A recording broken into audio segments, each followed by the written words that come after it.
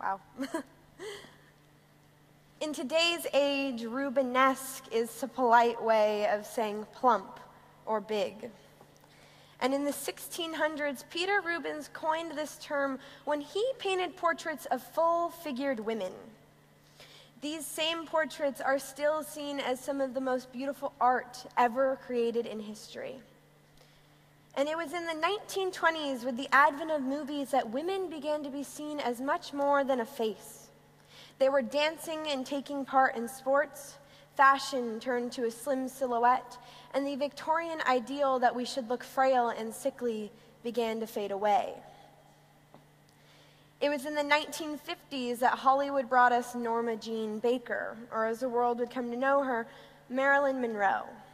Her beauty is often spoken about and referred to because of her large bust and average-sized waist and legs. She is also referred to as one of the most beautiful women of all time. And in the 1960s, Twiggy, model and actress, personified the swinging 60s mod culture in London.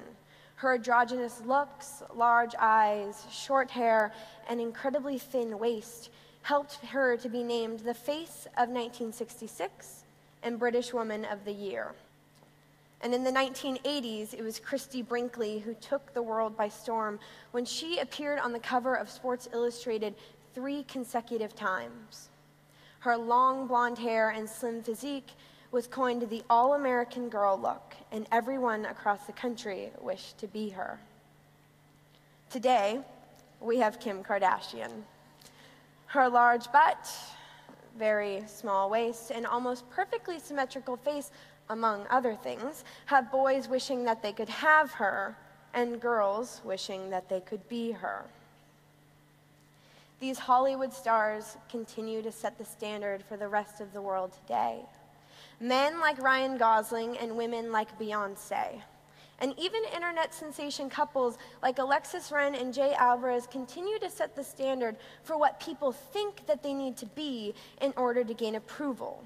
And while there is no doubt that those people are pleasing to the aesthetic senses, the truth is that when we look at them, what we see is not real. Yes, they are real people, but no, they are not an accurate representation of what we all need to be. And today, in 2015, I am 17, and I am a completely ordinary kid. But I've also had the rare privilege of being a beauty queen. And I know what you are thinking. If you were a beauty queen, why are you wearing a cowboy hat and a collared shirt? And that is a fantastic question. It is because I was not just a beauty queen, I was a beauty queen in the sport of rodeo. Beauty queens in the sport of rodeo are judged on 5 main criteria: horsemanship, personality, rodeo knowledge, our ability to be photogenic, and most importantly, we are judged on our appearances. So what's wrong with the picture? Because when you look at me, I am not Kim Kardashian, I am not Beyoncé, I am not even Marilyn. Yet for a year, I was a representative for an industry based upon beauty. And it was those factors. The fact that I don't look like those women is why I face so many hardships. I couldn't find clothes or dresses to fit my size because girls like me had never really existed in that world before. And when I would go to companies and say, hey, can you custom make me something? They would say, oh, no, no, no. I don't make clothes for girls your size. And that always stood out to me because those people did not know me. They just happened to know a set of numbers that represented my physical appearance. But that was enough for them to take away any chance that I might have had. At one point, I was told, Michelle, you are pretty, but you are not queen pretty. And that was my day to remember. And I kind of liked that day because it's the reason why I'm standing here today. It led me on this investigation, and it helped me create a question. What is beauty, and why are some of us allowed to claim it, but others of us are not. Because as you can see from what I just showed you at the beginning of this talk, beauty is a static thing that has evolved over thousands of years. So why do we consistently allow for girls like me to live their lives limiting themselves because they do not think that they live up to the standard that society has set for them?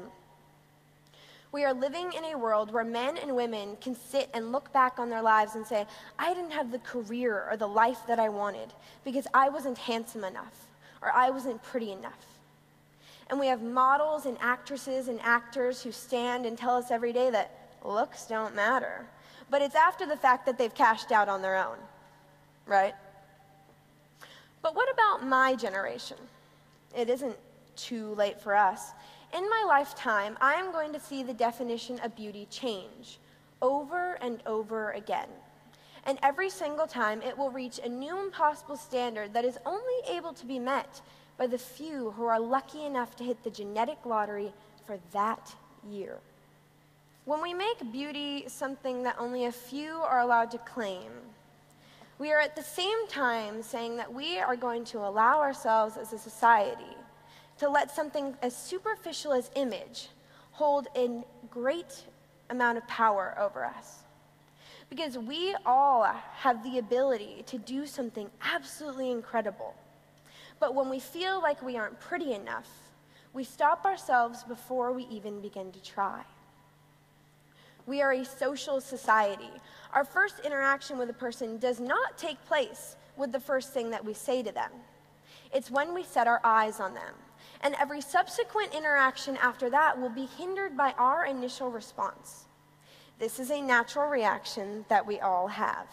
And it takes place hundreds of thousands of times every single day across the world. In the classroom, in the workplace, especially amongst strangers on the street. And it is not just hindering us as individuals, it is hindering us as a society. What would happen if we chose to put our fate in our feelings rather than in our eyes? Because our world faces enough turmoil as it is. And most of the issues that we encounter, we don't have any control over. But the one thing that we do have control over is whether or not we are going to base our assumptions of people on their image. When I wake up every morning, I do two things. The first thing that I do is curse the public school system for thinking that they can start at 7:45 in the morning. But the second thing that I do is I remind myself to live life blind, to not go into situations based upon how they look, but to go into situations based upon how they make me feel. Because when I choose to live life blind, I am at the same time agreeing to let the world and all of the people in it give me something great. My gift to you today is the reassurance, or maybe even the realization, that you are incredibly beautiful. Because after all, we are all sitting in this room today, not because we bought a ticket, but because we are the product of 3.8 billion years of trial and error. So why do we not act our age? But my second gift to you is the reminder to live every day blindly. And if it is not for the benefit of yourself, do it for the benefit of all of the teenage girls and boys just like me in the world. Because through collaboration, we can make acceptance our new standard. Thank you very much.